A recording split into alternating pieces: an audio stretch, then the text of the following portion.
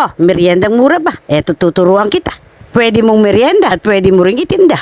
Ay, cheese stick nga yan. Pero hindi kesong buo ang aking inilagay. Ay, ganito nga kasi iyan. Pero bago tayo magsimula, may follow button dyan sa aking pangalan. Pakiclick mo naman. Ay, simpleng sangkap nga lang ang iyong kailangan. Kalahating tasa ng harina ang aking nilagay. Kalahating tasa rin ng cheese powder para diyan. Eto nga ang ginamit ko. Chismis o... 2 kutsara ng asukal, ako rin naglagay. 1 tasa nga ng tubig para malusaw yan. Tapos ngay haluin mo na ng bonggang-bongga.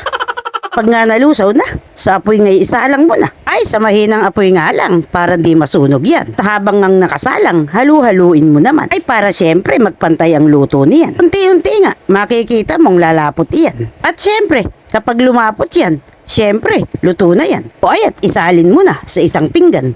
At yung lumpia wrapper, ang ihanda mo naman. Hatiin mo nga lang sa 2. Pagkahati mo nga, ilagyan mo na. Ayan, pahiran mo na. Yang ating niluto ba?